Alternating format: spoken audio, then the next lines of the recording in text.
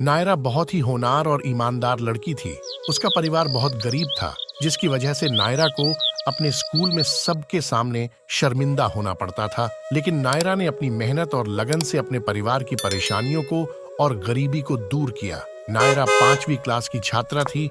एक दिन नायरा दौड़ी दौड़ी स्कूल की तरफ जा रही थी, लेकिन जब वह स्कूल पहुंची तो उसकी क्लास टीचर उसको रोक देती है और उससे कहती है, नायरा, तुम रोज की तरह लेट हो जाती हो। आज तुम अंदर नहीं आओगे और क्लास के बाहर ही खड़ी रहोगी। लेकिन मैडम, मेरी कोई गलती नहीं है। मेरा गांव शहर से दूर है, इसलिए मुझे आने में समय लग जाता है। मेरे पास कोई वाहन भी नहीं है। मुझे ये सब बहानेबाजी नहीं सुननी है। जाओ और बाहर खड़ी हो जाओ। नायरा क्लास के बाहर खड़ी होकर भी अपनी टीचर की सारी बताई हुई पढ़ाई ध्यान से सुनती है।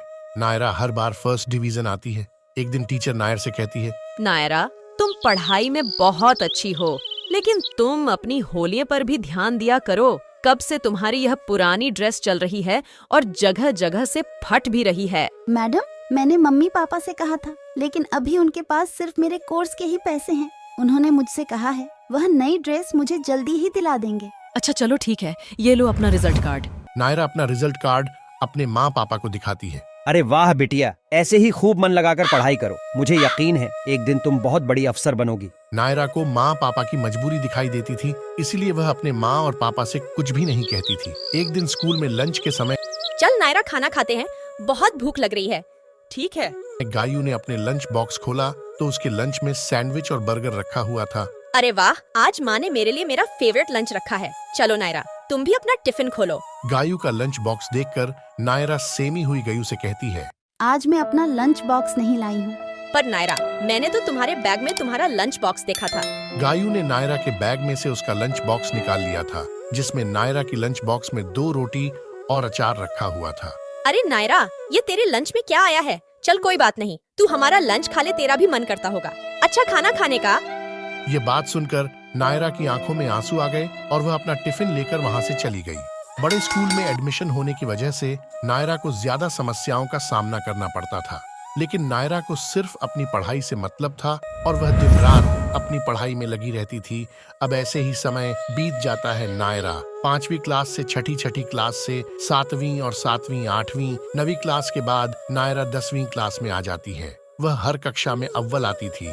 बिटिया, तू अब 10वीं क्लास में आ गई है। खूब मन लगाकर पढ़ाई करना। तुझे अपनी पढ़ाई आगे भी जारी रखनी है। पिताजी, मैं खूब मेहनत करूंगी। आप देखना, मैं पूरे स्कूल में टॉप करूंगी। नायरा खूब मेहनत करने लगी। शाम को स्कूल से आने के बाद वह पढ़ाई में जुट जाती थी। एक दिन नायरा का 10वीं क्लास का इम्तिहान था। बिटिया, ये लो दही और शक्कर खा लो। मैं ऊपर वाले से प्रार्थना करूंगी कि तुम्हारा ये पेपर अच्छे से जाए। नायरा अपने स्कूल के लिए पैदल निकल जाती है। रास्ते में नायरा का जूता टूट जाता है।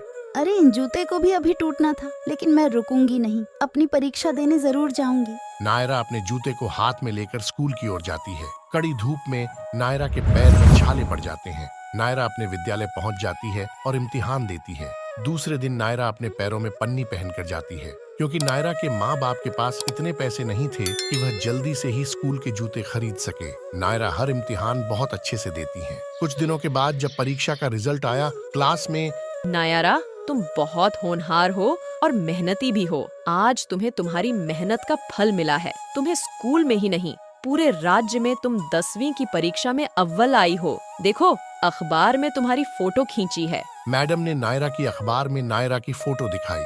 इतना ही नहीं, आगे की पढ़ाई के लिए तुम्हें सरकार की तरफ से स्कॉलरशिप भी दी जाएगी। यह सब सुनकर नायरा बहुत खुशी खुशी अपने घर पहुंची तो बाहर मीडिया वाले उसका इंटरव्यू लेने के लिए खड़े हुए थे। सबने बारी बारी से नायरा का इंटरव्यू लिया। यह सब देखकर नायरा के माता पिता बहुत खुश थे।